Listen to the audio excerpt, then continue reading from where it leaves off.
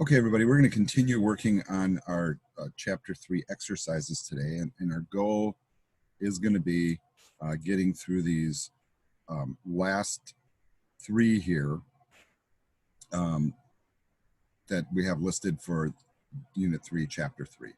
The one thing that I'm sure that all of you noticed is when you were turning this in, that there is a choice for the last exercise, which one you do.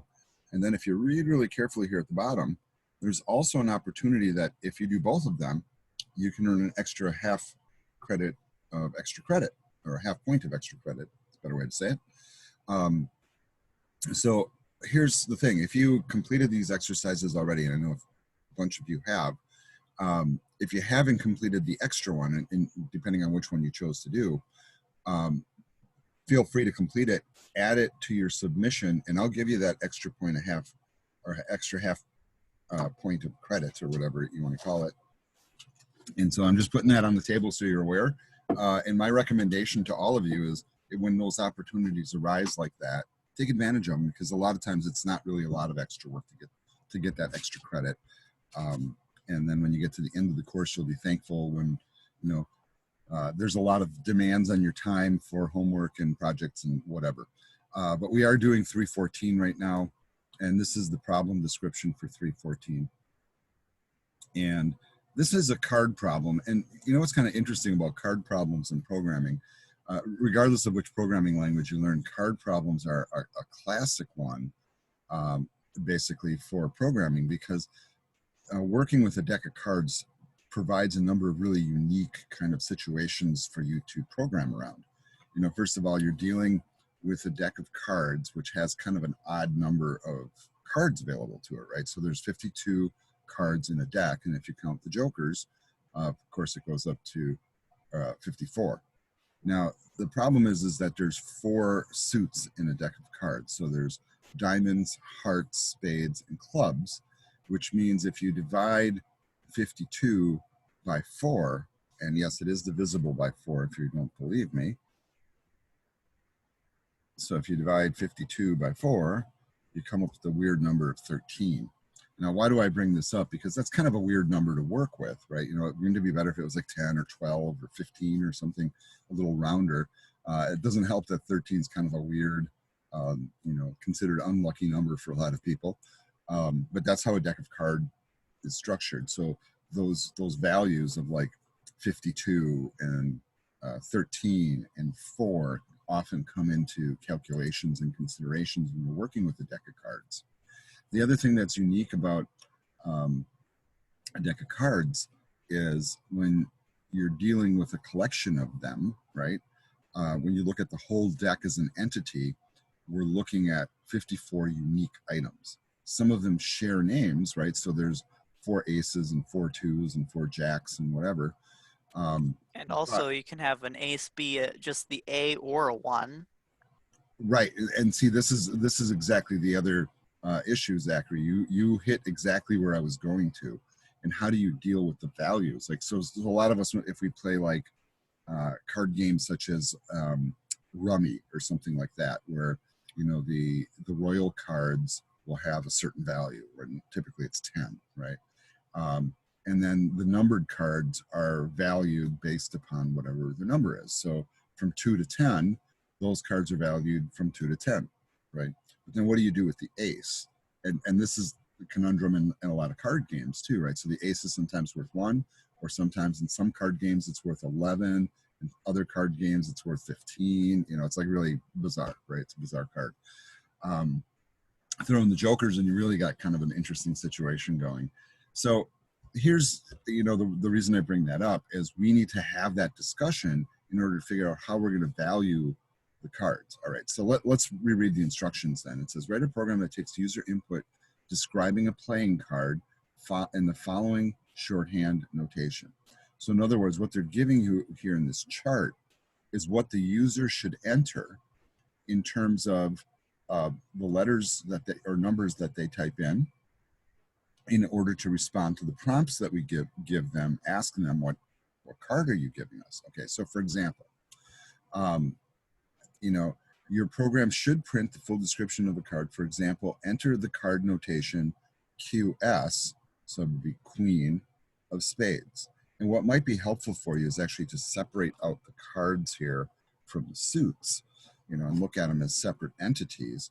So you'll have to both designate a value of a card from ace through king. So ace, 2 through 10, jack, queen, king, one of those, followed by what suit it is. And so that user input is important, right? Because if they enter something else, the program basically isn't going to work. So we're going to be looking at what they type. And because we're typing into characters, right, we are going to be looking at each one of those characters separately. And here's the thing that Jabari was talking about when we got started, understanding that square bracketed positioning system. So I think that what would be really kind of a nice little sideline here, and one of the advantages of having a class session where we do not have full lecture, and you guys will see the benefit of this as we get coding, is we can really dive deep into the coding concepts as opposed to just like the book concepts. And so I'm actually creating a spreadsheet here with the intent of kind of demonstrating this concept of what, a data structure basically that's really common in IT. And I'm using a spreadsheet to do it because frankly, it works really well to show the concept because I can kind of like create boxes and borders and stuff like that and show you exactly what I'm talking about. And so the first thing I'm going to do is I'm going to create like a little grid inside of Excel here, just a series of boxes. And I'm going to take this top portion of the grid. And you guys, now keep in mind here, this is nothing you guys have to do. You're just watching me to get a concept. But when we're working with any sort of a variable, so let's just say our variable, I have to move my coffee out of the way here, folks. I apologize. It's blocking my mouse. But if you're working with a variable, let's say that variable's name is card, which is what I'm going to name mine, by the way. And that card is going to contain values that are strings. That's going to be my intent, right? So now a string is really, and I'm just typing it in here, a string is an array or maybe a collection, or I'm just trying to think of a word that's good here that doesn't confuse Python terminology. What we call it is a grouping of characters that basically build a string. So for example, if I look at the word string, right, it's really a capital S, which is an individual entity, a T, which is an individual entity, an R, et cetera, et cetera. So these are all individual entities that just happen collectively to be stuck together in a series. And then when you put them all together, we have a string of characters. That's kind of the origin of the name. And but each one of the characters is still an individual entity, even though it's part of a greater whole. That's really kind of the point here. And so if I think of this as kind of my basic information up here, it's kind of like my given. And what I'm going to do here is I'm going to create a visual structure here to kind of help you visualize this, I'm hoping, right? And so what we're going to do, is first we're going to start with the generic. So let's just say I have an example of a person's name, because a name is often a string, right? I mean, it's always a string, actually. And let's say my name, let's say I have 6 letters in my name. And we'll use the name George, just as an example. And I'm going to just do a little bit of formatting here just to make this look a little cleaner. I'm just going to center everything. And you see what I did with the name George. I mean, I really could just type it all as one thing. I can just say, but my point is when I stop and analyze it, it really is all those separate letters put together. All right, I'm going to actually move this off the screen here, and I'm going to narrow up these columns just a little bit because I think it'll help you see things better. So if you look at it like this, so here we have the name of the variable, which is going to be name. Here we have the string, that maybe a user entered. And then here above, what I'm going to do is I'm going to enter a series of numeric values in order to show you that the characters in the string have basically what we call index values. And this is what we usually think about them in terms of a name in programming. So those index values will match up to each position in the string. So the letter G is in the 0 position. Now, why do we start with 0? Well, computers recognize that the base 10 number system starts with 0 as opposed to 1. And why? Because if you think of all the digits that we have in the base 10 number system, they go from 1 to 10, but 10 is actually 2 digits. It's not 1, right? So really the 10th digit is actually the 0. And it doesn't make sense to the computer to put the 0 at the end. It makes sense for the computer to put it first because it has the lowest value. So you see like kind of the logic there. So computers always start their counting at 0 as opposed to 1, which is kind of a mind bender because we as humans are always taught to count starting with 1, right? So it's the moment you're a little kid and they start trying to teach you how to read and write, it's like, hey, so let's watch Sesame Street. That's 1, 2, 3. They don't go 0, 1, 2, right? But if there's such a thing as computer school or CPU school, I'm sure the baby computers are learning to count with 0, right? But the point is, we start our count at 0, and that throws us off a little bit in terms of how our brain thinks. It throws us off by 1 character, basically. So when I look at George, and I say how many letters, so how many letters are in George, we would say if I ran the length function, if I did the length of name, right, what would happen is that would yield a value of 6. So, so basically the length equals 6. The value of the last position, though, is 5. So whatever we're going to do, the position will always be 1 less than the counting value. So this is really important. So and the reason I'm bringing it up is to kind of talk about that concept of index values and positions within a data structure in programming. Now, formally in most languages, this structure is called an array, and in just about every language. Python calls this structure a list. Now, we haven't gotten to the list chapter yet. In fact, that's two chapters ahead of us. But we start using the concepts right away because they're important, because really a string is what we call an array or a list of characters, just so you know where the terminology comes from. So when we start working with a new variable, and so once again, I'm going to create a little grid, and then I'm going to do this. And the variable that we're going to be working with, we're going to call card. But here's the thing. I kind of screwed up here because I don't need that many values for mine, do I? So let's actually delete all that and just do one with 2 values.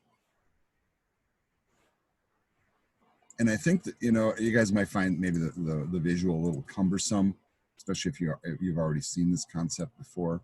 But for those that are new to this, I think this visual really helps a lot to understand what's actually going on as you're working with a card, and the variable that you're dealing with. So I do this once again for the clarity. And so what I do here is, this is how I think of a list or an array or anything that has a collection of values. I think of first the name of the variable that we're applying it to. In this case, I'm going to create one called card. We already know from our exercise description, which is here, that the users are going to be entering values that will look like this. And I'm already seeing one mistake in what I did. And I'm wondering if you guys can pick that up. So we'll see. Or actually, no. Actually, that's not going to be a problem, I think. Well, actually, it is going to be a problem. All right, so we'll talk about that. And I'm making this like bad assumption right now that what I'm doing here, that 2 values are enough. Does anybody know which card value is going to be the problem for me? Dad. you get to like your 10 of hearts or your 10 And of spades or whatever. yeah, that's correct. So actually, we're going to need a third value here, aren't we? So here, let me just backtrack and do this again one more time. Let's expand this selection to 3. Create our borders. We'll merge that top row. And I don't know how many of you people are Excel people, if you've ever really learned how to use Excel properly, but I'm going to give you a little tip. Spreadsheets are kind of one of the coolest software programs out there, period. Spreadsheets can do more than a document tool can do, just simply because you can do things like program your spreadsheet. And yes, folks, that is totally a thing. But we have the potential here that we're going to have 3 characters entered, and I'm sorry that I didn't recognize that right away. I should have. But what we're looking at here right off the bat is for most of our cards, people are going to enter 2 characters. So anything from like 1, which would be the ace, I'm assuming, or do we allow the ace to be called 1? I mean, people are probably going to type ace, right? I think according to that chart. So if you type like ace of spades, it would come in like that. So this is how the computer would read it. It would look at the first character separately and the second character separately. If like maybe you were doing the 2 of hearts, the user might enter this. And my recommendation is that you check strictly for capital letters. You should you tell that to your user, but we'll just make that assumption. The one that will take us to 3 positions, of course, is the 10 of whatever. So 10 of diamonds, for example. So you need those characters. So the structure, the list, the array that we're going to make at most is going to be 3 characters long. And this is really pretty important. Now we will be checking for the length of that string that's entered in as part of our program. It's going to be required so that we know where we're at. The reason we do that is so that we can also determine our position within the programming code and how we're kind of labeling things and doing it all together. But usually we're going to see 0, 1, or 2 as the array position. Of course, the length of this array is what? It's 3. I mean, I can count it 1, 2, 3, but I'm a human, so I start counting at 3. The computer starts counting at 0, but we're really both saying the same thing. So the computer would say, hey, what's the length of this? Well, the length function will tell you 3, but if the computer was counting it, it would go, well, 0, 1, 2. Well, 2, because 2 is the third value. You see how the difference there. So we always have to make this accommodation. So a really common thing that we'll see in our code is we'll probably have code that looks like this: length of card minus 1. And that will be equivalent to what? It'll be equivalent to 2, which is the array position. So this gives us the position, right? So if the length is 3, and then I subtract 1, it gives me the position. All right. So this is kind of like this short little lecture on all this stuff. When we go back to the concept of lists a couple chapters from now, we'll talk about this again. So you're going to see much the same example. It's already in my lecture videos and stuff, but this is really a helpful piece for doing this exercise. So Jabari, I hope this helps to make it a little clearer as we start to write the code. Is everybody cool with this? I'll take that as a yes. Thank you. Thank you for saying something. I appreciate it. All right. So with that in mind, let's begin by prompting the user to enter a value. So I'm going to start with a comment here, folks. I'm going to say, get a card from the user. And so I'm going to begin by setting up a variable, just like we talked about. So I'm going to create card, and I'm going to do an input. And because it's a string, I don't have to convert it to anything. And what I would recommend, like if I was really writing a computer program, for public consumption, and back in the old console programming days, so people wrote video games like this, you would make this, you wouldn't make the assumption that your user knows what you're expecting. So let's say if I was to release this as a commercial program, I would actually probably do a print statement that included this information, right, that we have here, and with examples. I would say, please enter your card notation, following this pattern or something like that. I would ask the user to do that, and I would say use all capital letters. About as far as I'm going to take it is, as I'm going to say, use caps for letters.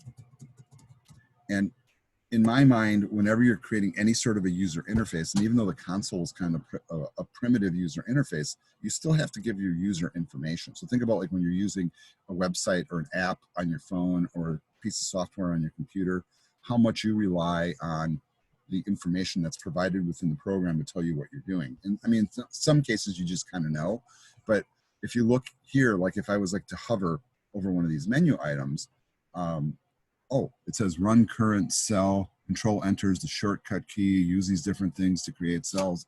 So it's like, oh, wow, okay, I get it. It's telling me what to do, right? And so we do the same thing on a console level. We try to tell the user as much information as possible. Now, if you want to imagine an ideal scenario where I wrote a series of print statements that would put all this stuff on the screen in a user-friendly way, totally explaining how to do it, I would recommend that if you're really writing a real program. But we're taking some shortcuts because we just want to get to the part that works, right? All right, so now the user's entered a card notation, and we're assuming they're entering it correctly. Now, they're going to enter values, once again, that we see above. Ace, Jack, Queen, King, so A, J, Q, K, or 2 through 10. Followed by one of the suits, diamonds, hearts, spades, clubs, D, H, S, or C, right? Now, once they've entered it, now we have to start to break it down, right? So this is how, we think differently. As a human being, I can look at a deck of cards and go, aha, the ace of spades, right? I just look at it and my brain puts all the pieces together and I just spit out the name of it. It's not a big deal.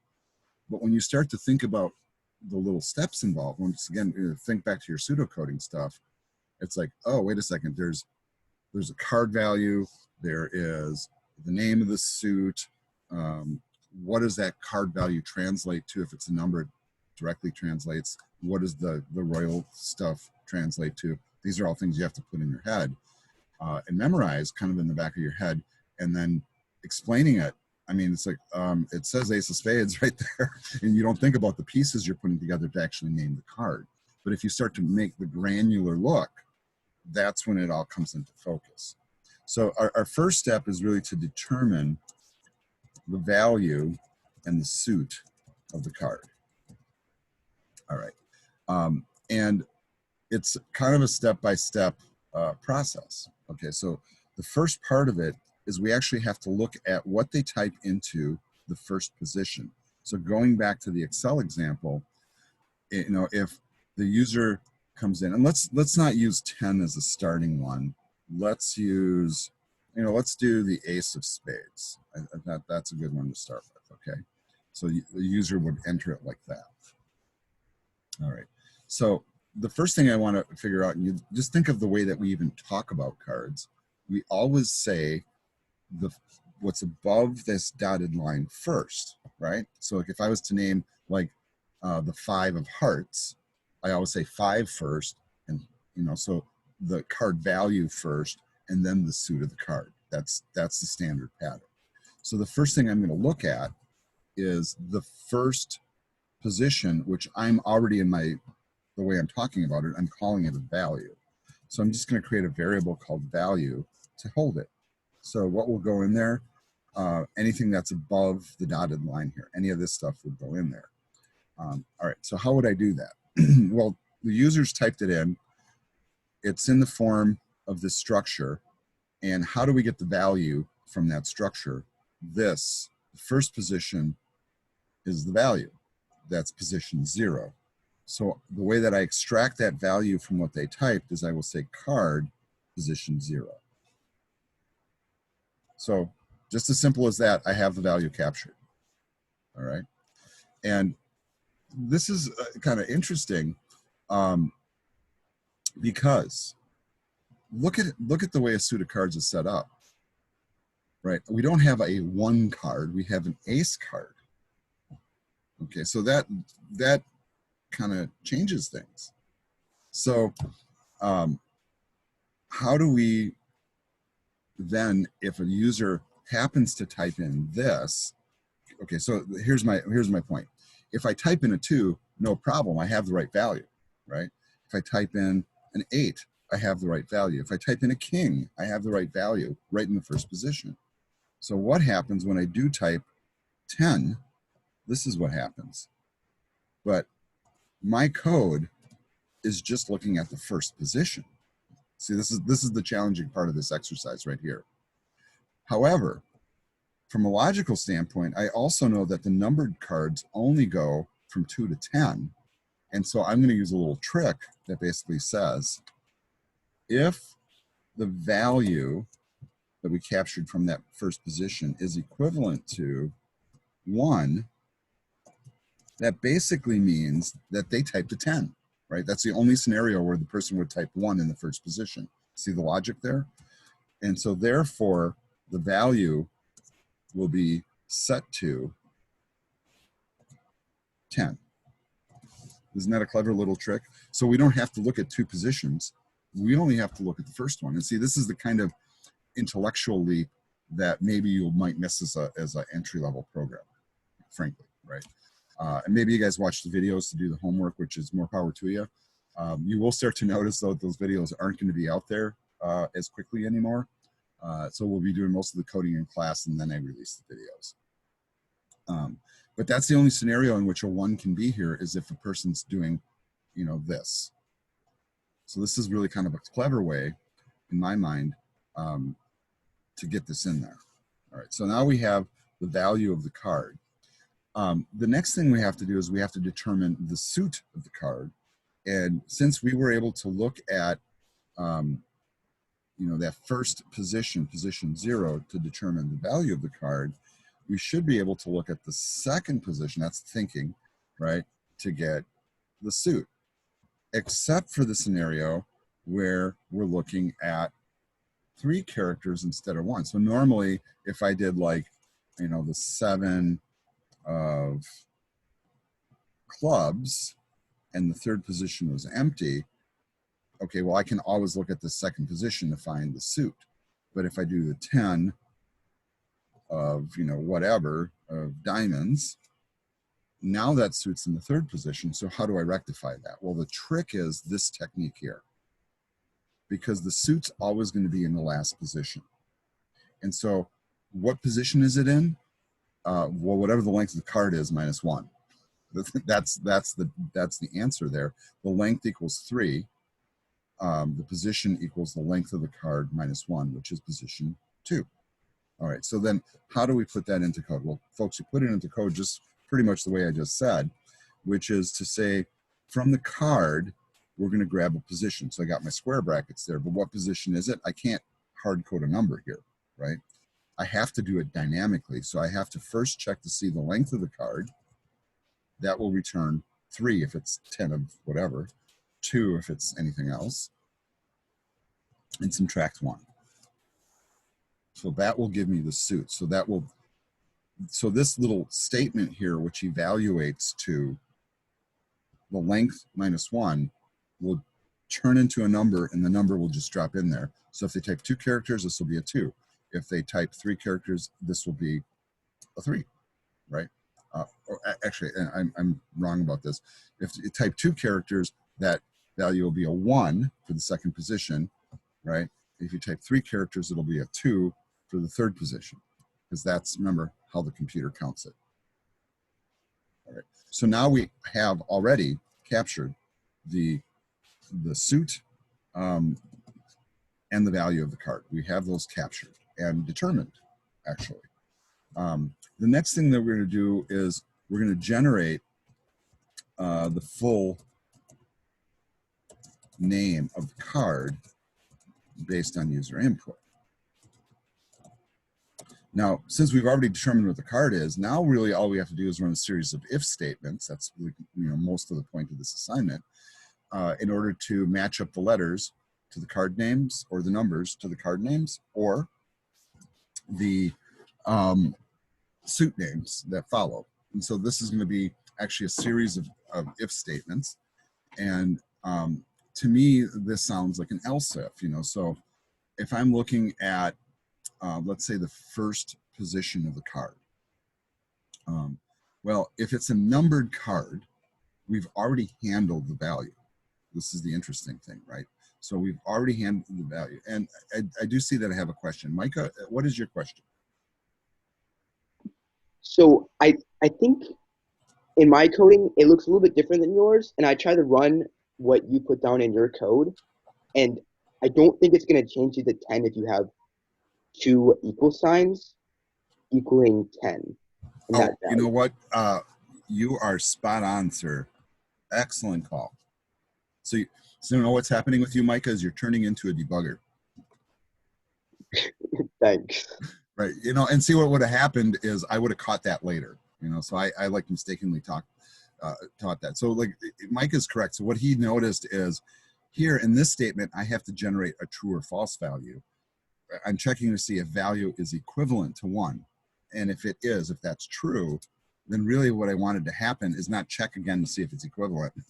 I wanted to set the value, right? Remember, single equal sign means we're assigning whatever value is here to the variable on this side. So the value on the right gets assigned to the variable on the left. Great catch, Micah. Because otherwise you could have just done if equal to 10. No, you can't. I think, or no, that actually, Zachary, that wouldn't work, right? Because we're only checking one card position. Yeah, true. Right, so we can only check one digit here. Right, this is just kind of a clever programming workaround. So just you can just really find quick. more than one digit, but unless you specify how the digits that you were looking at, it can't really check if it's multiple digits. Right. Well, we don't. Well, the whole logic here is that we don't need to check for multiple digits, because the only scenario where a 1 would be entered is if the card's a 10, because there's no 1. Normally the ace is in the 1 position, right? So the numbered cards really only go 2 through 10. And so the only one that uses a 1 is the 10. So if somebody enters, that's what this is checking. If the value in the first position, position 0, is 1, then the value of the card is 10, right? If it's a numbered card, we don't need to check the value, right? If it's 2 through 10, well, we do check the 10, but 2 through 9, it is what it is. We just use the value as it comes. Now, there was another question. What was the other question? I was just gonna say, wouldn't you want to do the same thing on line 28 with your suit equals card? Is because you're not checking if it's equivalent. You're just checking that you're just trying to assign it. Aha. Yeah, you guys are catching on here. Thank you very much. And you know what? There was a little clue in the sideline, wasn't there? Because I actually had a similar problem when I was working on the homework, and my mom had to come in, and she actually found the thing. She was comparing the two codes side by side, because I was just so frustrated I couldn't even see it. Yeah, and that's exactly what happens. But you know what? The IDE was flagging it, and I just wasn't paying attention to it. I'm so busy chatting away about the concepts of what I'm teaching that I'm not paying attention to the nitty gritty of what we're doing. All right, but right now the code is fixed. Do you guys agree? Yeah. Yeah, I think it's fixed now too. And see, Micah, you noticed this one, and then Laren noticed this one. The funny thing is this one here didn't flag an error. Isn't that weird? But this one did. So let's go ahead and move on now, and get the rest of this code in here, because we have quite a bit left to type. The first thing that we're going to check is any of the numbered cards we've kind of already handled, right, by virtue of the code above. The tricky part for us now is taking those, the Jack, Queen, King, and Ace, and converting it from a letter to a full name. That's not really too hard to do. So we can just do that very simply by checking the value once again that we've determined. Remember, the value is whatever's in position 1. And then if that is, here I go again, I was always going to make the same mistake. If the first value is a J for Jack, then we're going to change, well, actually, we're probably going to need a variable here. So I'm going to say the full name of the card equals Jack. So we're just intelligently reading a single letter and saying, well, if they type a J, it's Jack, right? If you wanted to ramp this up, I mean, if you wanted to accommodate for lowercase mistakes, you could say, or value equal lowercase j. You could do that, right? So I'm going to actually opt to not do that, but I just want to put it there as an example.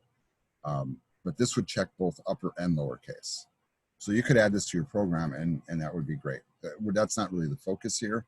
The focus is more to get it to work, but that would be the technique for doing it, by the way. Now, there's no additional statements to go with this if statement, so I'm back out to the margin.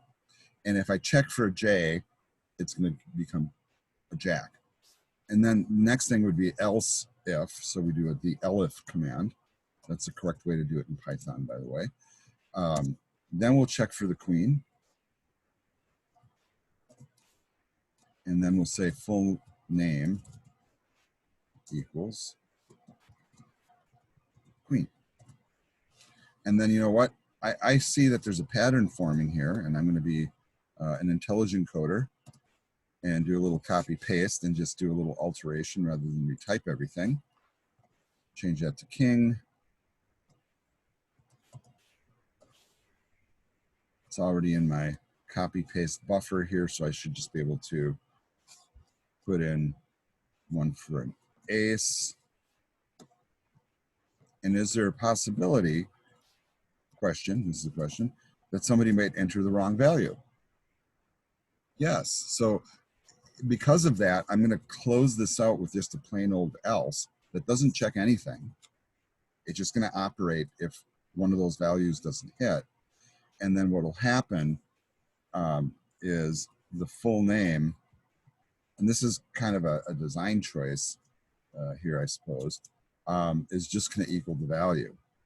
So in other words, if you type the Z, I'm not really sure what to do with it. I mean, I could put out an error, I suppose, or I could just put it back up on the screen. So maybe you're playing with like a weird deck of cards that has other suits or something. So if you type the K, or maybe that's, you know, for something else, or you know, the letter that we don't have reserved, you could do that.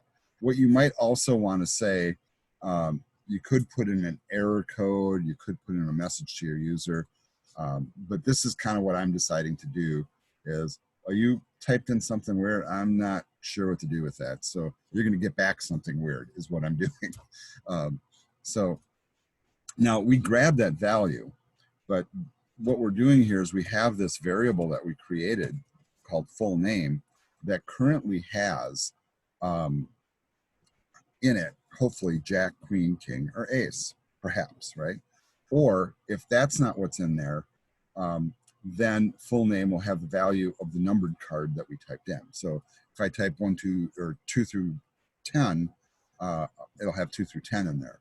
If I type a weird letter or something else, that'll be in there, and then it's up to the user to go, oops, what did I do, right? But the full name is helpful because now we have the first step of describing the whole name of the card, but we also have to kind of add some text to it so that when we do our output, it will read well. And what I'm going to do is this little thing called concatenation, which is where we take a string that we already have, and then we're adding to it a little bit more of a string.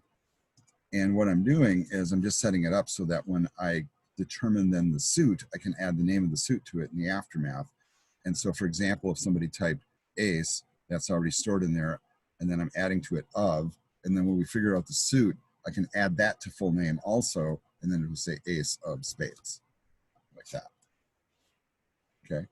And, you know, if it's helpful for you, I mean, you could put a little descriptor in here.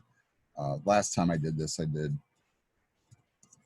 you know, add of before the suit to make it read better, basically. You know, if you're keeping track of, you know, why. Next thing that we're going to do is kind of the same sort of if structure, and then we're going to add the full name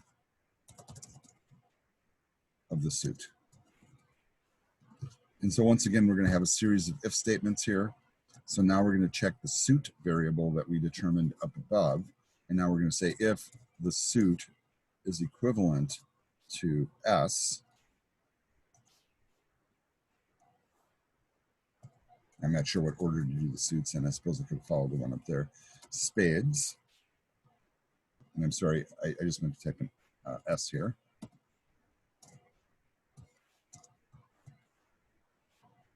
Then we're going to say the full name is equivalent to full name plus spades. Now, keeping in mind that full name now says whatever value we typed in of, so we're adding that too, right? So that's for S. This is again going to be a series of else if statements. So we're going to be checking multiple scenarios here. If the suit is equivalent to H, then of course that's hearts. And then I'm going to show you a little trick here that we talked about really briefly that we haven't really used in code yet. And that is what we call kind of like the shortcut operator for doing this sort of a statement a little bit more efficiently. And that shortcut operator is we do a plus equals. And in this case, we would say hearts. Now, let me explain what I just did here. Is full name, when I do a plus equals, is kind of saying, well, whatever's over here on this side, I'm going to add to whatever I already have and then store it back into the same thing, which is basically what we're doing here. But here we're just spelling it out the long way. So whatever value is coming in with full name, we're putting here, adding spades to it and storing it back in full name. This does the same thing. So it's taking whatever's in full name, adding hearts to it and putting it back in full name. This is a shortcut way to say it. And yes, you can do that with a string, folks. A lot of people might think that you can only do that technique with math, but you can actually do that with strings too.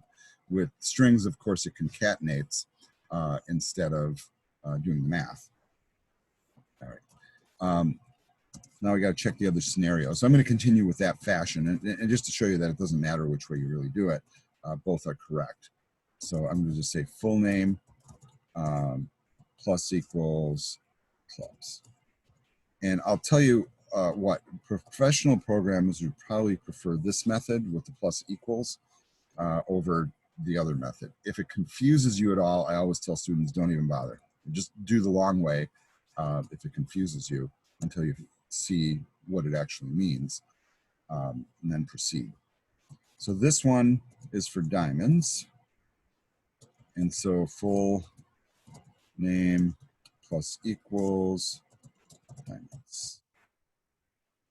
So now we have all the suits. Now you notice I don't have an else after that, right? Because those are really the only suits possible. So if they don't type in one of the right letters, they're not going to get the right answer. It's just simple as that, right? So they're not going to get a suit if they type the letter Z. All right. Finally, the last thing we have to do is output the results. And we will begin by issuing a print statement. And all we need to output is the full name. And, you know, if you wanted to be polite, you could add some text to that, but we're not going to do that. We're just going to get the output and move on. Once again, if I was writing a professional program on a console level, I would put in as much information as would be helpful to make this happen. So I'm going to like zoom out on the code here. And folks, this is all of the code that makes this work all at once. There's your cheat sheet if you haven't done it yet. But I'm going to go ahead and hit the run button on this and bring it up in the console. And it says, enter the card notation, use caps for letters. I'm clicking over and let's try a simple one. Let's try 2 of hearts. Hey, it worked, yay. All right, let's try another one. Let's try the ace of spades. Once again, it worked. Let's try it one more time. Let's try one with a 10 of diamonds. Successfully worked. And then let's try to break it, right? That should be pretty easy. So let's put in a 22 of Z. So this is what happens, right? So it only picks up the first two. Because that 2 is not a 1, it doesn't convert it to a 10. Z doesn't mean anything. You know, and if I suppose if I wanted, what I really could do here is I could put in an else, I suppose here, and just say 2 of error or something like that, or 2 of nonsense or something. Up to you. You know, so I would, you know, that's up to you, like what kind of error message you want to put on the screen. But I would call this a working program. And here is the solution, folks. If you guys need to copy it for your own records, you got a few seconds here before I switch to the next exercise. Fair warning, here we go. I'm switching. All right. Next exercise is exercise 15. So let's go ahead and read that one. And that's going to be in my browser, isn't it?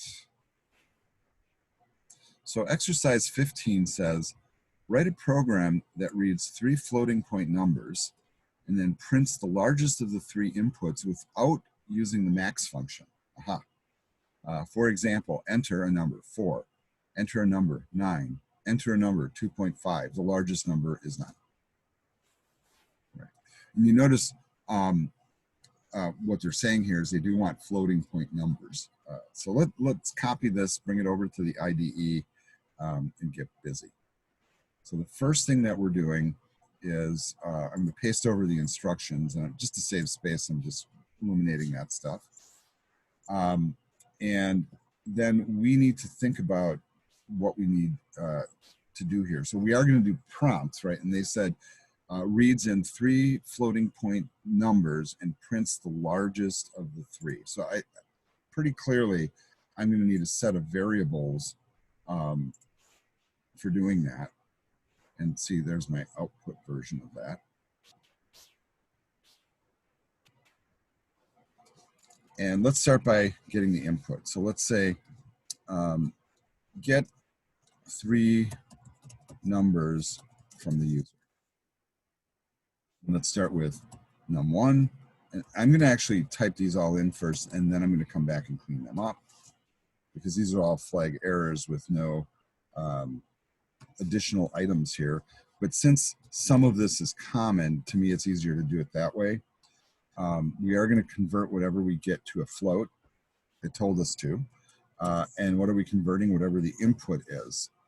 And what are we going to prompt them? We're just going to say the same thing that the example said. Enter number. Does not designate floating point, integer, anything. Whatever they want to enter, they can enter. And you know what? They're going to do that 3 times over. So let's get that copied in. And that's just a repeating process. Next thing we have to do is the logic to find the largest number without using the built-in function, right? So one thing that you could do is you could just take these numbers, put them in an array structure where you haven't learned yet, right? And then check to see which is the biggest. So that's not what we're doing. You know, we have to do it a different way. And really the point here is to practice if statements. And this if statement would look like this. You just, at some point, if you're looking at a set of 3 numbers, if somebody types them in, so if you're looking at this as your example, how would your brain figure out which one the biggest is? Well, here's what I think your brain does. You look at that and you go, well, 9, it's the biggest. Right? Just like that. You just, and why do you say that?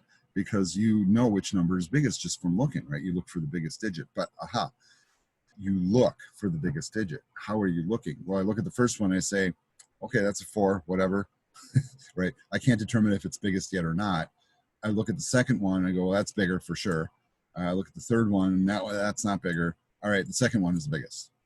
Now, that's what your brain does, and it does it really, really, really fast, right? You don't even think about the steps because your brain says, boom, automatic, done, right? because you know the numbers. It's as simple as that.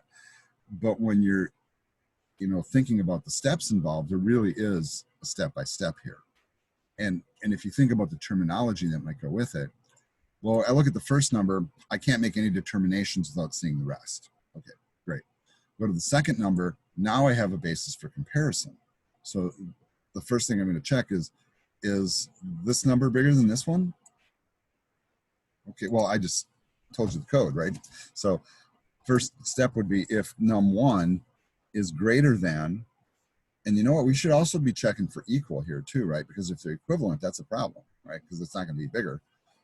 So I'm going to check to see if the first number is bigger than the second number, right? All right, let's continue on with the logic.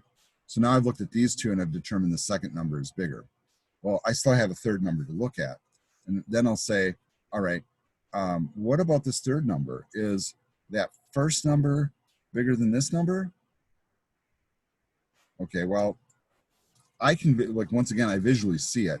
And so my logic might not resonate with you immediately, but I still have to check to see if that first number is bigger than the third number.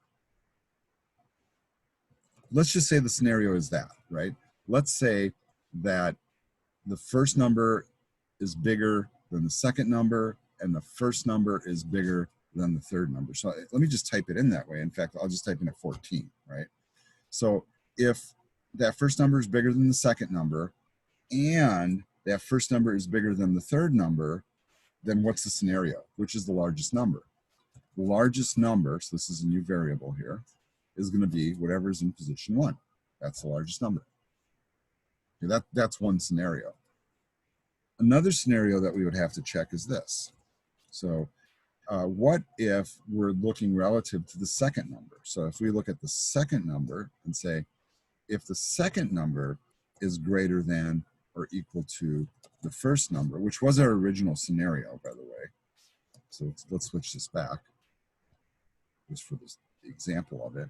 So if the second number is bigger than the first number and the second number is bigger than the third number,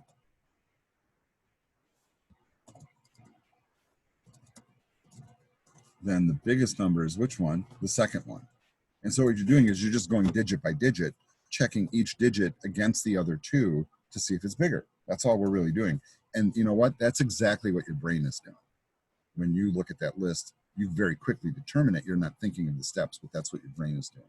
Now, interestingly, if the third number is the biggest, since we only have 3, if neither one of these scenarios rings true, the only other possibility, so I don't even have to check it, I can just go directly to output, basically, or determination, if you want to look at it that way, then the third number is the biggest. If the first one's not the biggest and the second one's not the biggest, hey, it's the third one, right? Simple as that. So if you think of it maybe like, change, maybe remove the decimal here. So you check the first one. Is the first one bigger than the second, bigger than the third? No. Is the second one bigger than the first? Yes. Is it bigger than the third? No. Well, okay, then it must be the third one that's the biggest. I mean, that's the logic there and why this code is like this. All right. Only thing left to do now is display the results. And I might just say that you just type in a statement like this. The largest number is whatever one you determine to be the largest. Now, this is a manual approach to figuring out the largest value.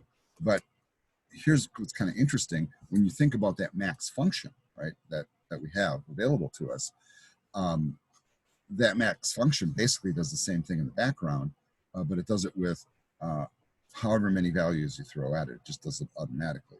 What we basically did is we wrote a max function manually.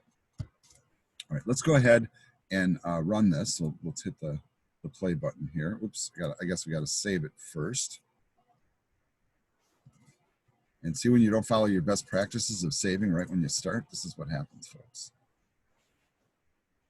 So exercise 315 is now saved, and now I can actually run it. So it says enter a number. And let's just try the provided values that they had originally. All right, so let's put in a 4. Let's put in a 9. And then let's put in a 2.5. And it accurately points out the fact that it's the 9. Let's try a different set of values. Let's make it so that all the scenarios are tested. Okay, so there, the first one was the biggest.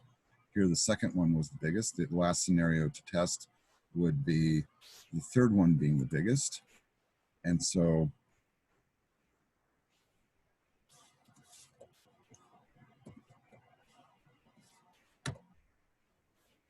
you see, it seems to work in every scenario. It accepts floating point numbers. It accurately is figuring out the right one.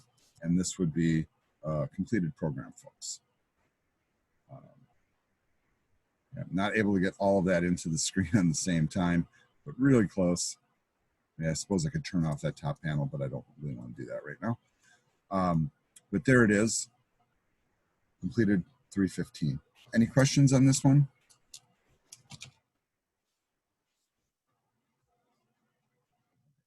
Let's move on to 319. In fact, you know, we're a good hour in. Why don't we take a 5-minute break, you guys? And then we'll come back. I'll pause the recording if you can give me just a second here to do that.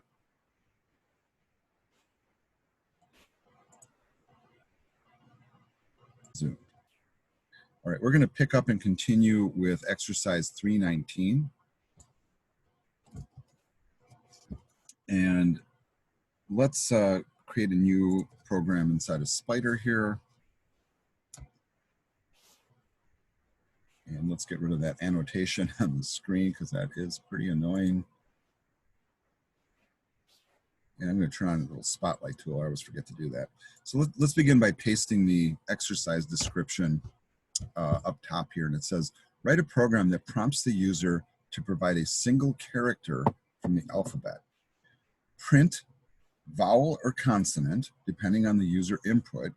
If the user input is not a letter between A and Z or A and Z, or it is a string of length greater than 1, print an error message. Right? This seems pretty darn simple. And in conception, it's pretty simple because once again, we have this scenario where our brains can do this very, very quickly. And it really, you know, frankly shows you kind of the power of the human brain and how quickly we process things. When we look at them, we instantaneously look at things and then make a determination very quickly without thinking of the little steps, and it becomes very, very automatic. But if you can imagine a scenario where you go back in time when you were a child and you first learn these things, how do you know which letter follows another letter? Well, you learn that by just learning the alphabet, right? So you go A, B, C, D, E, F, G, whatever you even learn a little song because that's a mnemonic device for remembering that. But, you know, in terms of like doing it computer-wise, a little bit different, right? The one thing that we know for sure is that we're going to have to read the input from the keyboard, and we're only going to ask them to enter one character. So let's start with that. That's pretty simple. So read the character from the keyboard, from the user. And so we are going to prompt the user. I'm going to use CH for my variable name here to hold the character that they're going to type in. And we're just going to ask them for input. This is going to be a string, so no conversion is necessary. Enter one character. All right, that's the prompt. Next thing, now we could do this a number of different ways, mind you, but my thinking is that what makes a lot of sense, if you're going to figure out if it's a vowel or a consonant, and they can type either upper or lowercase letters, why should we go through the whole process of checking for uppercase letters being correct or lowercase letters being correct? And so what I'm going to do right off the bat is I'm going to take the letters that were entered in and convert them to all uppercase. And that way I only have to check one. See the thinking here? Now you could check upper and lowercase. There's no problem with that really.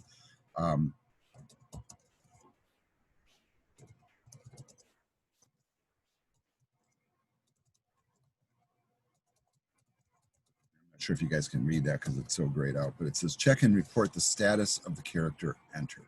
So we're going to do this once again with an if statement. I know I'm going to start with an if, but what if they type in a character? What if they run the program? Here's a scenario that maybe you guys haven't considered. What if they run the program and they don't enter anything? They just press enter. Well, that's an error right there. So let's start by handling that possible scenario. So I'm going to check the length of that character. So that's how we do that. And if that length happens to be 0, or what's the other error scenario? That they enter more than one character, right? So I'm going to say, or if the length of that character is greater than 1. Then we're going to give them just an error message on the screen. We're just going to go right to a print statement, and we're going to say that input didn't have a valid length. And if we knew how to do loops, I would say try again, right? That would be the, fix it, please. But what might help is here in the instructions is to say enter one single character. So not none, not more than one, but just one. Right. Here we're checking for that scenario. All right, since we've already converted, whatever they entered, if they entered it, to uppercase, now all we have to do is check to see if the character is in one of these values. And I can this is the beauty of Python, folks. You can't do this in other languages quite so eloquently. I can check to see if that character happens to be included in this string of A, E, I, O, U. I suppose you can throw in Y if you want, but technically it's not a vowel. We would just print that it's a vowel. Simple as that. So if it's an A, I, O, U, it's a vowel. Otherwise, we can check and see if that character, and here's where, we were talking about some of these concepts during the lecture, where the characters always convert to ultimately what we call ordinal values, or like numeric values that represent the character on the keyboard, because every key press is a collection of numeric pulses that are put together and have a numeric value. And the way that we do alphabetization is by looking at those numeric values and comparing them. And so the letters A through Z have numeric values, and we're going to check to see if the numeric value is greater than or equal to A, and we can do this in Python. And we can check to see if that character, conversely, is less than or equal to Z. Now, I know there's examples in the chapter of this, I try to point them out as I lecture when it's important. But this is a way that we check to see basically if it's greater than A or equal to it, or less than or equal to Z, then it must be between A and Z numerically in that character set. And if you remember when we looked at that character set, that A starts at a value and then they just follow in sequence numerically up to Z. The lowercase letters do the same thing. One of the reasons I converted to uppercase is so I only need to check once. Otherwise, I would need to write a separate else if statement to check the lowercase too. In this case, I'm not going to. It saves me a line of code. That's the logic here. And so if it's in between A through Z and it didn't catch as an A, E, I, O, U, then it must be a consonant. I gotta make sure I spell that right. It's not a word I type every day. Otherwise, if it happens to be something else, maybe they typed in a special character like a $sign or something, or a hash mark or whatever. In that scenario, we're not really checking it. We're just saying whatever else you type is wrong. So we're just going to say print. That was not a vowel or a consonant. And you could write a nastier message that, or you could just say error or whatever. But I think this works. I think that's a nice, simple little statement. Folks, this is the whole program. That's all there is to it. So what seemingly maybe came across as being kind of a hard program is really pretty darn easy. Let's make sure we save it with the right exercise number. Notice I forgot to do that, and that's a bad habit to get into, by the way. Let's hit that run button, and let's enter a single character. Let's enter a lowercase d. Excellent. Let's enter an uppercase E. And let's try, you know, all the different scenarios. So another scenario would be, let's see, let's enter an uppercase consonant. Let's enter a lowercase vowel. You know, if you wanted to be clever, you could put in an if statement too for sometimes Y, sometimes a consonant, sometimes a vowel. But let's put in something that might break it. So let's for example, put in a number. Or let's try a special character. All right, so this is a working program once again, so we are all done with chapter 3 stuff. Everybody good? All right. Yep. Excellent. So what I'm going to do here now is I'm going to transition over to the chapter 4 stuff.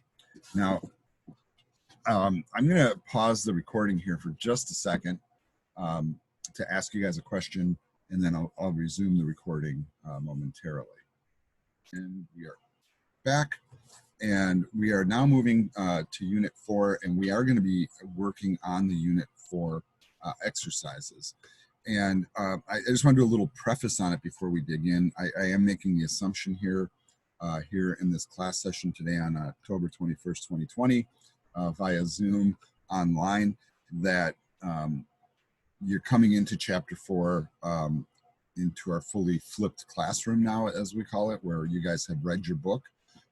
You guys have watched the lecture videos or both, and you're ready to code. And so we're jumping right to the homework section. I will be peppering in little lecture-y stuff as we go, because I know that there might be a few of you that haven't touched this material yet at all. And that's actually okay, because you, in some cases, and this might be how your brain works, and I'll be real frank here, in some cases people sometimes would rather see it in action first and then have it explained to them afterwards why it works. And you know what? I think that I tend to be one of those people. A lot of times I'm like, you know what? Let's just get to the code and I'll figure it out in the aftermath. Now that is a little bit of a byproduct of the fact that I do know how to code in other languages. And so I have that comparison. So, you know, it would tend to be that people that feel that way are the ones that already know how to code, right? Although some people just, you know, if you think about the way you just function in the physical world, right? Like maybe if you're learning how to repair a car, maybe you can watch somebody change a tire and you're like, oh, I think I get it. You know, I don't need like to read the manual on how to change a tire. I think I get it. Okay, so that's what I'm kind of hoping here if you haven't read yet. Now, if you're completely drawing a blank on it, well, then obviously you need to go back and read the book, watch the lecture video, and then for next class, be prepared for that as well. And here's what our timeline is, folks. I just want to kind of give you a reality check. We just went through midterm, and we're on the back end of the midterm. So when you look at the due date on this assignment, today is the 21st. You have 9 days to finish this. So we're not in a rush to finish it. So in other words, we're going to come back next week, work on whatever we don't finish today, and still have time to get it in. So don't feel stressed in any way, shape, or form. If you haven't read, you haven't done the lecture, and haven't started the exercises, it's really okay. Plenty of time here. I do this on purpose in my course shell so that you guys have a little bit of kind of a buffer after midterm to take a breath, you know, because I know that it can be stressful for some people, especially if you're new to the college experience, you know, oh no, it's midterms, you know, but remember, midterm grades don't stick. So that's always an important thing. What we are talking about in this chapter are the last in the major series of logical problem solving techniques, which is the repetition component, and it's been missing from our programming so far. So we've learned how to go step by step. We've learned how to do decision statements, selection, or conditionals, if you want to think of it that way. And then the third major structure is repetition. And then in programming, we typically call this looping. And we learn a couple different types of loops in this chapter. One is a while loop and one is a for loop. And then we also kind of like ramp that up a little bit, and talk about concepts like hand tracing programs, so that you can figure out where things are working or not working, or how you can use the tools in Spider. And we'll look at some of those as we go. There's some algorithms that are really common for looping, that once you learn them, you can apply to many different scenarios. And that's another goal of this chapter. You can also see that loops can be placed inside of each other. That can be a little bit of a mind bender at first, but you'll see how it works, and it's not really too bad. We do look at processing strings and also what we call computer simulations. And if you think of some of the programs we've written already, and every time we wanted to test the program, we would always have to go through the process of like hitting that play button in Spider again to get the program going. Well, you can actually write loops that encapsulate the whole program, and so that when the user's done, you can just ask them a question, hey, do you want to do this again? And they type Y for yes, for example, and then you just keep doing it, right? You don't have to restart the program each time. And that's how real software works. And so one thing that I always like to tell people is think about like how your operating system works. Here I have a program that runs my mouse, right? And it tracks my mouse across the screen, and relative to whatever I'm hovering over, underneath, stuff is happening. The browser's doing it. My operating system is doing it, right? And what's it doing? It's waiting for me to click or right click or hover or whatever. And so the operating system somewhere inside of it is running a continuous loop in the background that's like, okay, where's your mouse now? What's your mouse doing? Are you clicking? Are you right clicking? It's doing all that constantly. And so part of what your operating system does is it runs a continual loop just looking for your user interface commands. Isn't that weird, right? And I'm just using the mouse as an example, and we're not even talking about the keyboard. But the same thing is true there. And so keep that in the back of your head as to how you might actually use a loop to accomplish some of these things. Now with this chapter, some of the exercises have multiple parts. And now how you write these, I'm going to tell you what is going to be pretty subjective. So I've been trying to give you guys the tip, like when you're writing the code for these exercises, please don't combine your code all in to one exercise or one file. And I'm going to tell you what, I think that's a good practice, even for each individual component here. So please don't combine these into one program, because what's going to happen is it's going to be hard to screenshot and hard to show the output. So single programs for each one of these. So I'm going to be creating 5 separate programs here. You will see that all the programs are pretty simple. Okay, so don't freak out there being 5 parts of it. We'll just methodically go through one by one, and then you're going to see as we're doing it how to proceed to make it really efficient. It really does go pretty darn quick. So let's start with 4A. And so 4.1a says write programs with loops that compute the sum of all even numbers between 2 and 100 inclusive. And so I'm going to just copy that. Let's just copy that part of it. We don't need to grab all of it to bring it to Spider. And you know what? Remember, the Spider inclusion is, very subjective. I'm going to go ahead and close all my chapter 3 tabs here. So I get a fresh tab, and let's go ahead and do type something in here and do a save as right off the bat. And I'm going to start with a little bit of file management by creating a new folder for Unit 4.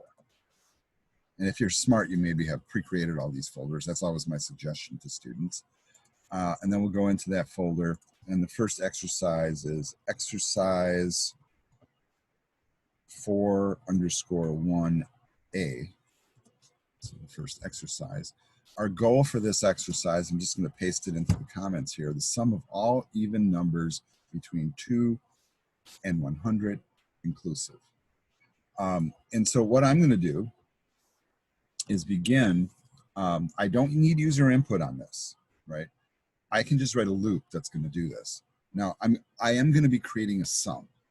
Okay, so that means that I'm going to be adding numbers together, and the sum of those numbers needs to end up in a variable so I can then display it.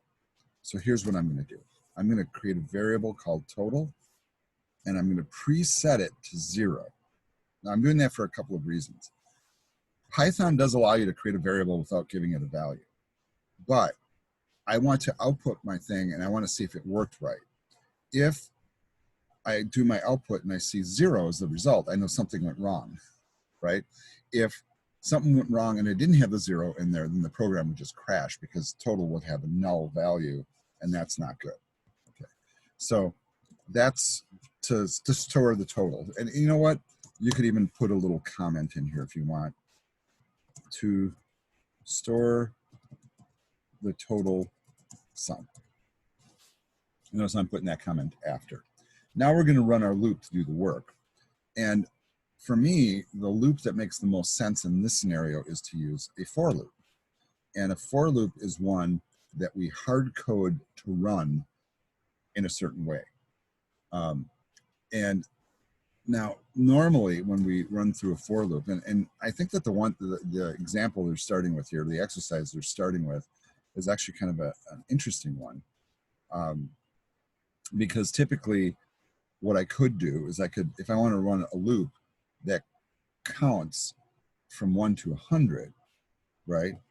I would basically do this. I would do 1, comma, 101. Okay, now if you guys read the chapter and you listen to the lecture videos, you realize that the way that Python works is if I want to count from 1 to 100 in the loop, I have to stop 1 before whatever this indicates. So it will never reach 101, but you have to put 101 in here, and that once again has to do with positioning. Why Python does that. Python is different than other languages. Other languages don't operate this way, so this is a quirk of Python. But this would count every number between 1 and 100. Now, I want to do even numbers, okay, because the instructions are the sum of all even numbers between 2 and 100. So my first number is going to be 2, not 100. I still want to go up to 100, so 101 is still the right entry. But I want to count up by 2s. And so what this means is I'm going to skip. I'm not going to count each position. I'm going to count every other position. And I can do that just by putting 2 in that third position in the statement. Then I'm just going to go to the process of doing the math. And I really am going to take every time we loop through, I is going to change. So the first time through the loop, I is our variable for the loop. It's going to start at 2. So it's going to come through the loop. And what I want to do is I want to take the total and add to it whatever I is currently. The first time through, it's a 2. The total starts at 0. We just added 2 to it. All right. Could I use the shorthand plus equals thing here? Yeah, you know what? This is a great place to use it. So I can just add whatever the number is to the total. This is the entirety of the loop, folks. There's nothing more fancy to it than this. This is what I mean. The programs are pretty short and simple. The next time through the loop is going to become a 4, right? So it's going to count up by 2s. So I have 2 already in there, and then I'm going to add 4 to it, so it becomes 6. And then I'm going to add 2 to it again, and it's going to become what? 12, right? So you see like how the math goes. Now, here's a little tip for you. Sometimes it's good to check your math in advance. So I'm actually going to use kind of Excel to help me out here. And what I'm going to do is I'm going to just type a sequence, a really short sequence of numbers here into Excel. And Excel has this beautiful aspect where I can just kind of drag, and you notice how it has a little number. It goes, you know, how far I've gone. And I obviously went way too far. So now it's just automatically giving me all the numbers from 1 to 100. Another little side benefit of Excel is any cells that I have collectively highlighted, it automatically determines the sum. Can you guys see down here? So it already determines that if I count from 1 to 100 with every number included, the sum is 5,050. Now that's not the pattern I want to use, right? The pattern I want to use is 2, 4, 6, 8, right? Even numbers. And so Excel once again can help me do that. And so this time I'm being really careful not to over scroll, because I way over scrolled last time. Right. And it looks like I have to go one more. There we go. So now I have all the even numbers, right? And if I highlight all those, I'm going to get the sum that I'm looking for. So the sum I'm looking for is 2550. That's going to be the correct answer here. Now, why do I do that? Is so that I know, what was that answer again? I forgot it already. 2550. So that I know my program's working right. So when I get my output, I'm not going to take it on faith. I want to know that it worked correctly. And so the correct answer is 2550. And so last thing I have to do really here is just display output, and that's going to be in the form of a simple print statement. And we're just going to say the total of all even numbers up to 100 is whatever the total works out to be. So now when I run it and I get an answer, I'll know if it's right or wrong. I'm not going to take it on faith, because if I put in the wrong value here in this position for the 1, then my output's going to be wrong. It's going to be off by, well, 98 or 100, right? It's going to be off by 100. That's what it's going to be. All right, so let's go ahead and save this, and let's go ahead and run this. And you see it just goes straight to the output. The total of all even numbers, right, up to 100 is 2550, which is the correct answer.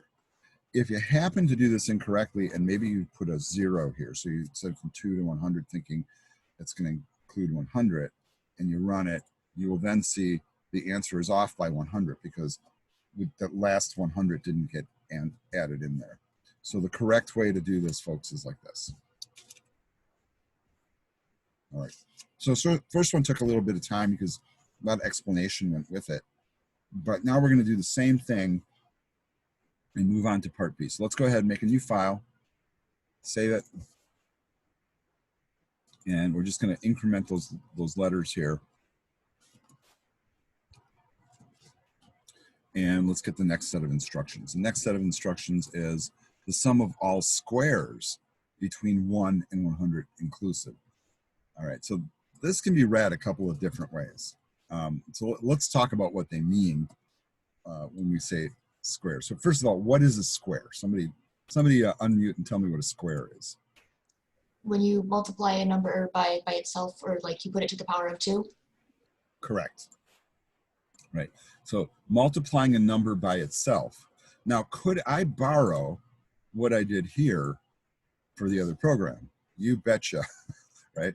Not to quote no longer famous politicians, I suppose, but we still have to kind of run a loop. We still have to keep a total, and we still have to output it. Is it okay to start with total at 0? Yes, that works. But this time we're doing the sum of all squares between 1 and 100. So we have to change our statement here a little bit, right? So first of all, I'm not counting up by 2s anymore. I'm going to be going through each number. And instead of starting at 2, I'm going to start at 1. And so this, I in range 1 to 101, is going to give me every number between 1 and 100. Now the total that I come up with is going to be a little bit different. How do I do a square? Well, I could do an exponent, right? Or I could multiply I times itself. So what I could do on this side of the equation is I could just multiply I times I. Or, as Lauren mentioned, I could do the 2 asterisks and square it. Either one is acceptable. You know, I'll go with the I times I, and I would assume that probably most of you would do it this way.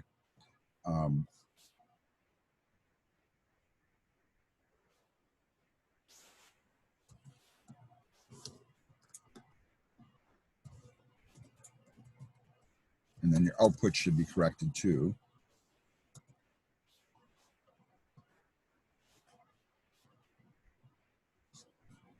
And then once again, you know, here's where Excel or a spreadsheet can be your friend, right? If I take, well, I just so happen to handily have a list of all the numbers from 1 to 100 right here. And I could create a column here in Excel to help me check my work. Now, this is not an obligatory thing for you guys, but I'm just showing you this is what a real programmer would do is they would verify. They wouldn't take it on faith. They would make sure it's correct. And so I would actually come into Excel and I would write a formula where I take you know, this cell and then multiply it times that cell, right? Same math. So 1 times 1 is 1. And then I can just drag this formula down, right? And it'll do it automatically for all of these. And you can double check the math, right? If you want, but it's already highlighted. And we do have an answer here. It's 338,350. And I better write that down before I forget. So the answer is 338,350. That's our target value that we're looking for. Right, so this is just a way to verify work. All right, let's go ahead and save this and let's go ahead and run it.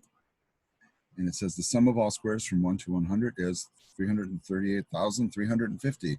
Woohoo, we did it, right? So it worked. Right, so that folks is a successful implementation of exercise 4.1b. All right.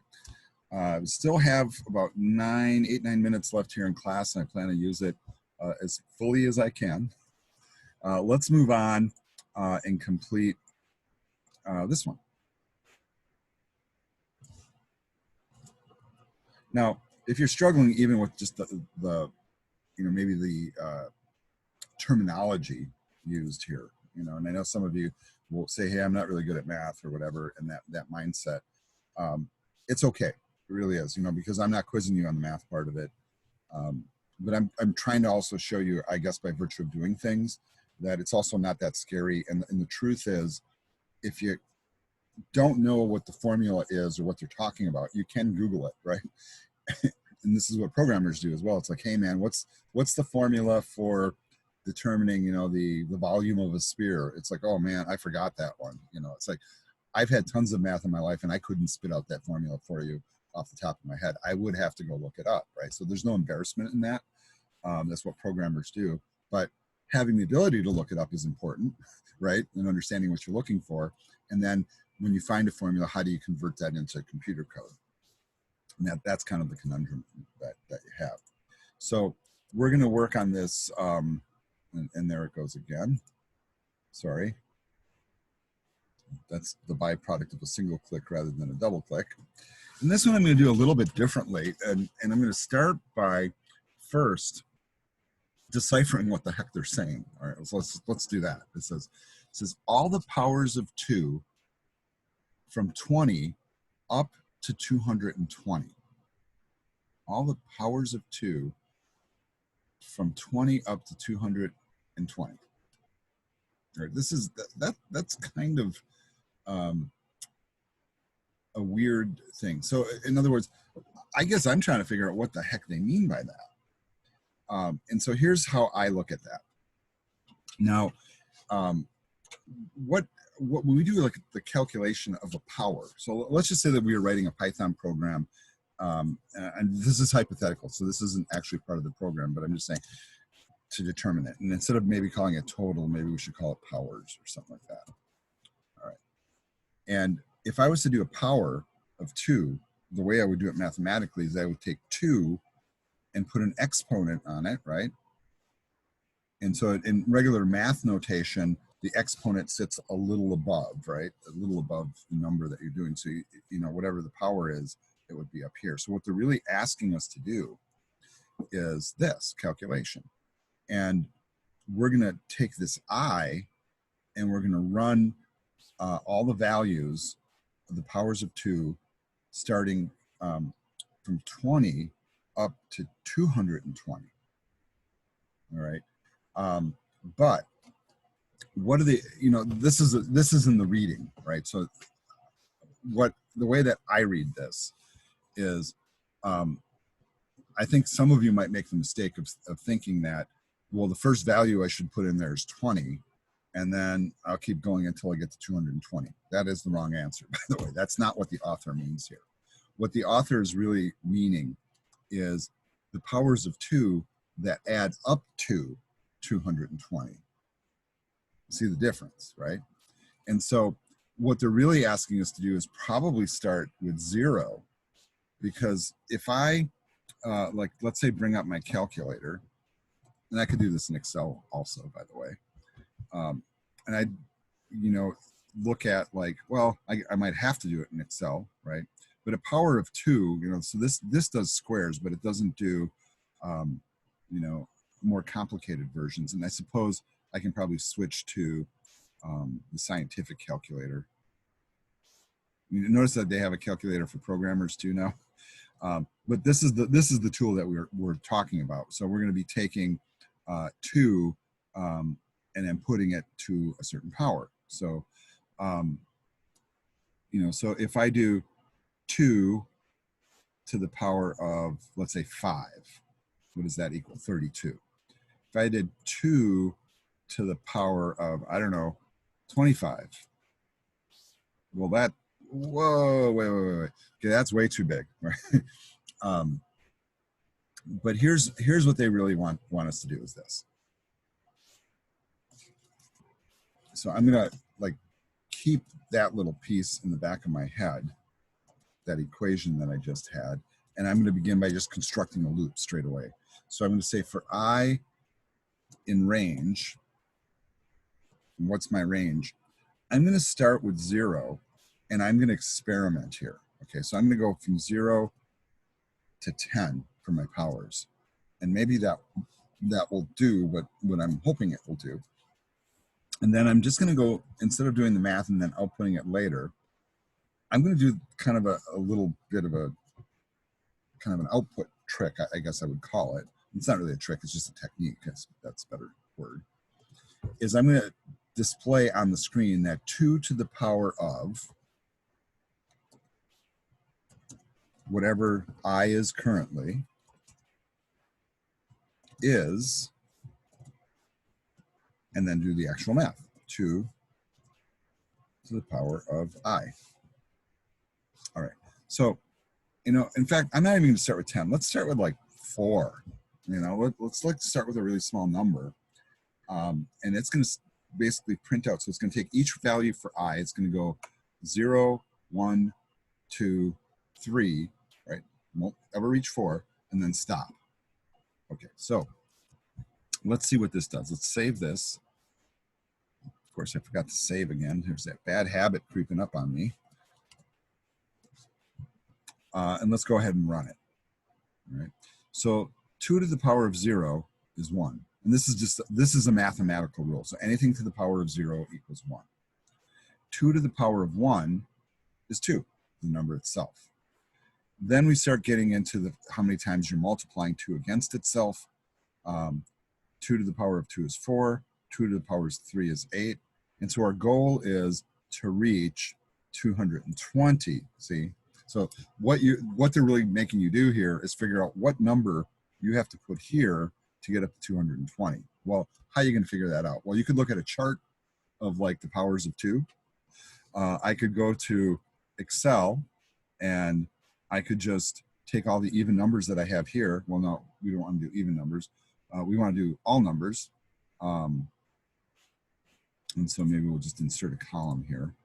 And just say powers of 2. And here, I would take all the numbers in this column, right? So I would say equals this, and then, and I forget in Excel, do you do a caret? I think it's a caret. And actually, we're doing this wrong, right? We would say 2, see, I'm doing it backwards already, to the power of whatever's over here, right? And then I would just keep going here. Did I get to 220? At what point do I get to 220?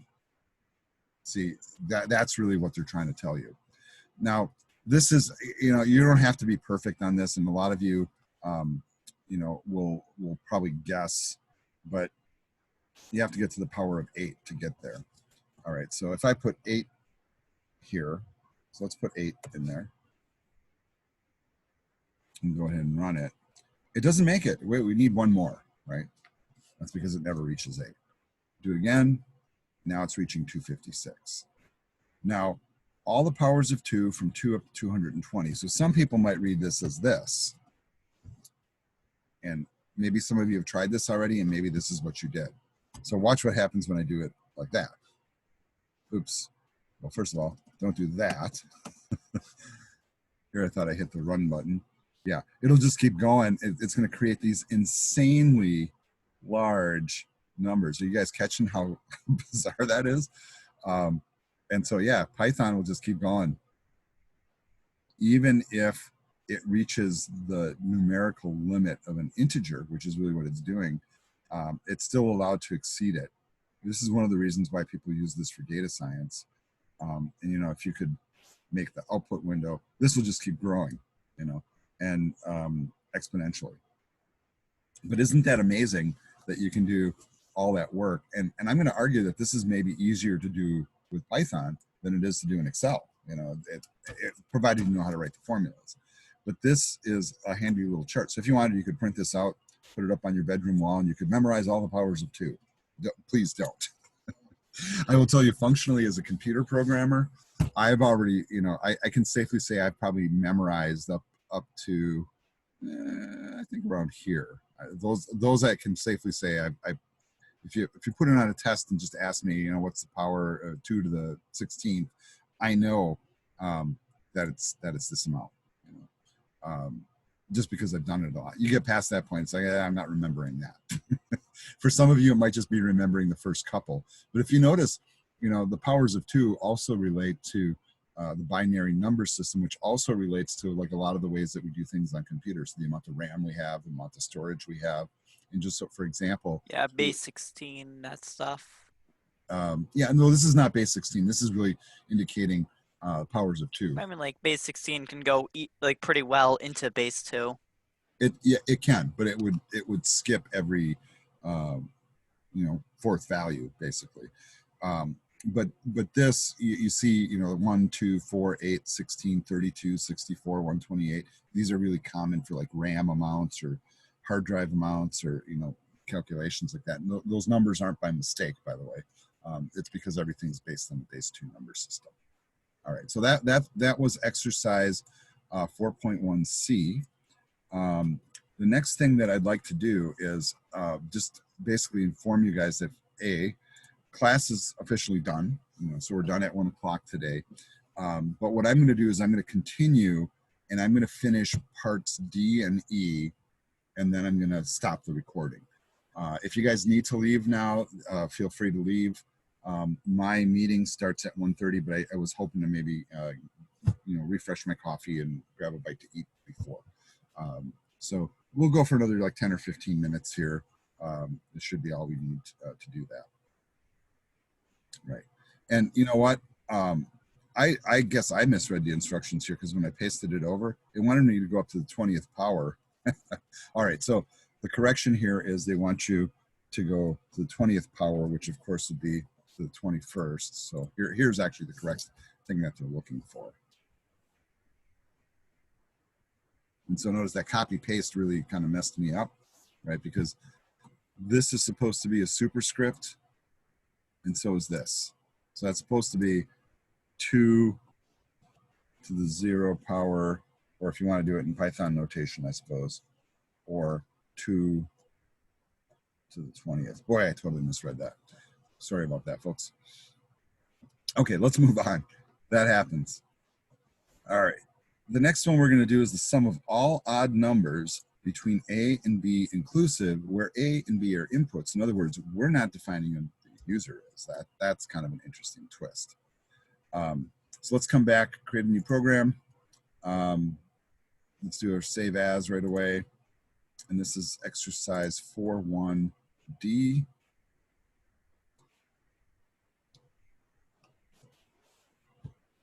And let's paste in the instructions here. And they told us we need to get numbers. Now the question is, do we allow floating point numbers here? No, no, no. We're working on counting numbers. If we start doing floating point numbers, it really get kind of messy. Let's keep it simple. So let's start by get numbers from user. All right. First thing we're going to do is set up two variables. I'm just going to call them A and B. And then each one of these is going to grab an integer that it's going to convert from the input. And you see how I do that. I always like to close my stuff right away. And I'm just going to say enter an integer. And then we're going to repeat that. We just want them to enter two integers.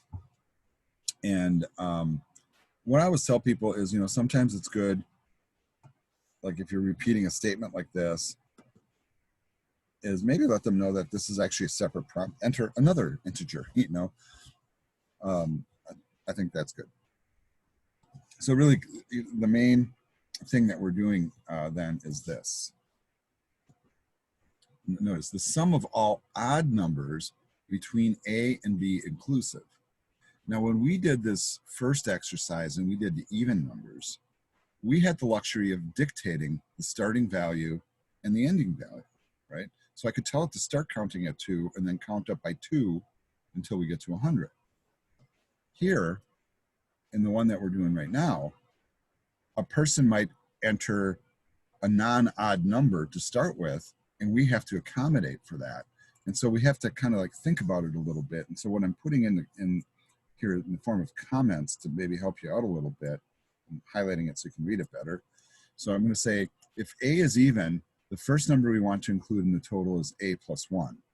If A is odd, then the first number we want to include in the total is A, right? Because if we're already with an odd number, then we can count up by 2s, and they'll all be odd numbers, right? So the first determination we really need to make is it even or odd? Okay, so here's where some of that weird math comes into play. So the first thing we're going to do is we're going to check that first letter. It's going to be our starting value. And we're going to mod, we're going to divide by 2. Now, if you remember how mod works, mod is remainder division. So if I take any value and divide it by 2, and the remainder is 0, I know it's an even number, right? And if it was an even number, so I'm going to say, maybe I'll call this num1.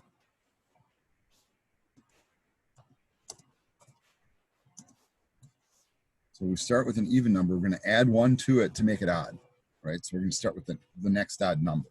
That's what this is about. Otherwise, we're going to say that first number, which I'm calling num1, just equals A. Okay, just leave it alone, basically. But I'm putting in a different variable to allow me to adjust. And the reason I'm doing that is because I'm going to set up my loop to do the math. Now the math really is kind of a copy of the first exercise that we did. So I can kind of copy this. So let's do that. And in fact, we want the total as well. Actually, I guess I could grab the print statement when it comes down to it. But let's go ahead and paste that in. I'm going to also add some comments here because I think it's good to comment your code so you know later why you did it. And basically, we're using a loop to generate the odd numbers and adding each to the total. Now, we are going to have to change this equation, though, or this for statement. And in this case, we're still going to go in we use I and then step through a range. But in this case, we're going to start with num1, whatever we had, whatever the user, either what the user put in or 1 added to it to make it odd. We're going to go from the first number, A, to the second number, B, right? A is going to be stored here, maybe with 1 added to it, and this is going to be the B value. But if I just put B here, I'm going to fall 1 short of what the user wants. So I'm going to have to add 1 to B to do it correctly. And so starting value with or without 1 added to it, the second value with 1 added to it, so we hit that last number, and then we're counting up by 2s, because once we have the first number set to odd, we'll be golden, right? And then finally, all we really have to do is display the results. And the total of the odd numbers from A to B is whatever. Once again, you should check your math. So we're going to do this by using really simple numbers that we can check. But let's go ahead and run this and see what it does. So enter an integer. Let's start with the number 1 and put in the number 3. Okay, well, maybe that's too simple. Let's go to 5, right? Now, 1 is already an odd number. So this first scenario here isn't going to catch. It's just going to be that. So it's going to go from 1 to 5, or actually to 6, counting every other one. So it's going to go 1, 3, 5, add those together. 1 plus 3 is 4, plus 5 is 9. Okay, so that should be our output. All right, and then what you do is you keep ramping it up. And the thing to do is really try breaking it a little bit. So if I start at a 2, right, and then put in a 5, now it says 8. Is that wrong? No, because we skipped 1, right? We started at 2. We realized that 2 wasn't an odd number. It went up to 3, and it's just adding 3 and 5 together.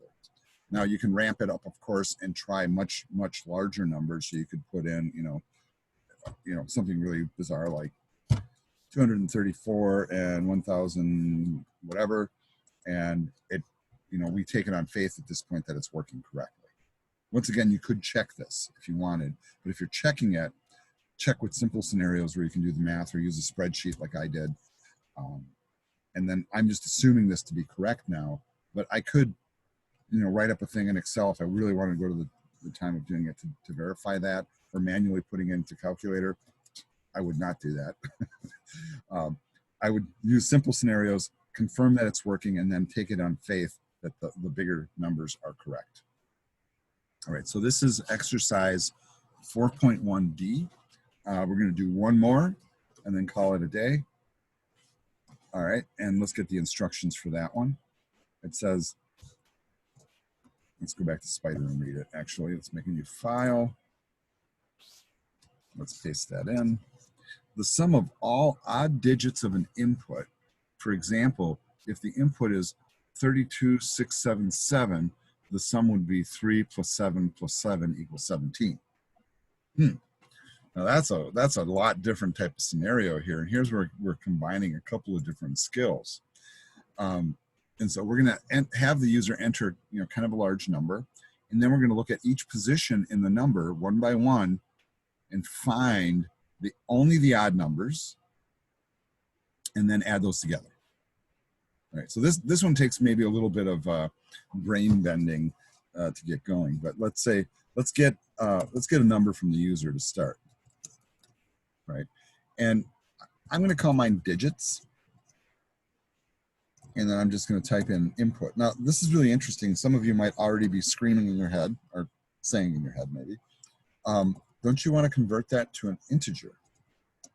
Okay, ultimately, yeah, I do want to do math with numbers, but when I pull in a number is not a string of characters, it's a value, right? So I can't traverse the numeric structure and check each value. I can only do that with a string. So one of the tricks to this is leave it as a string from the input, check each position.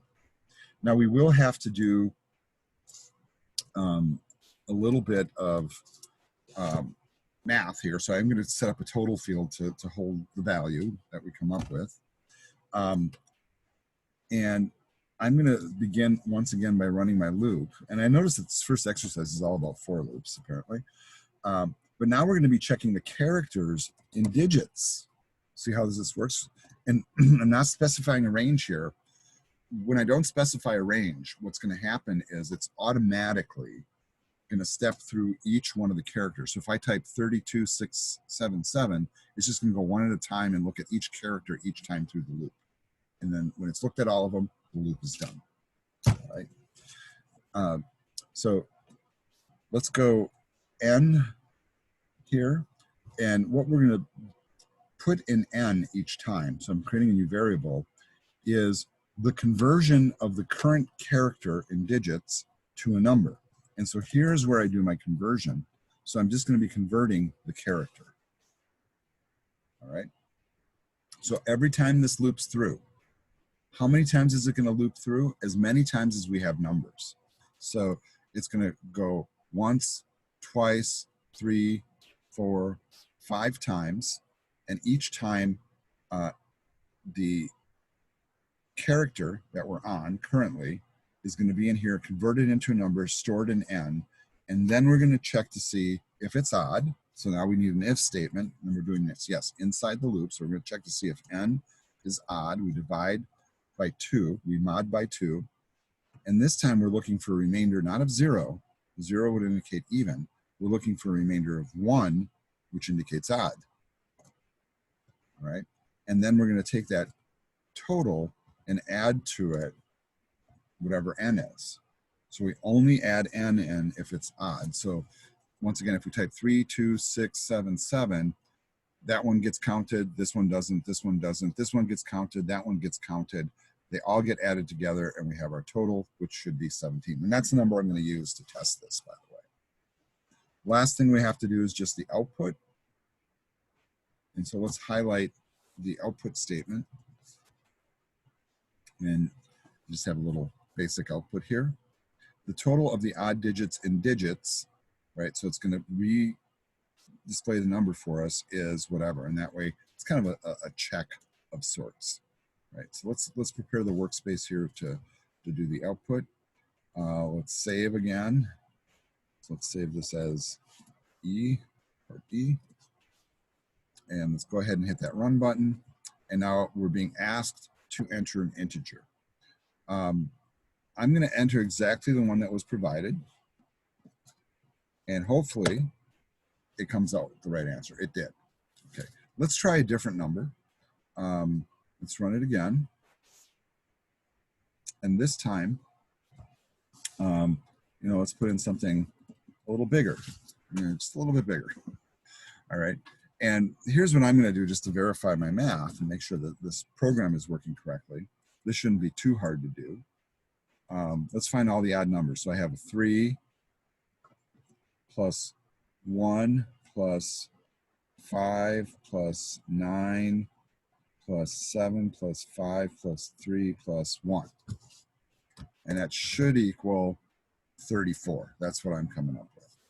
All right. Hopefully I typed that all in right.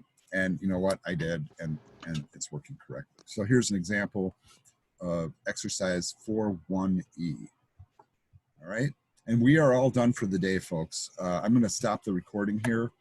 So the recording ends here.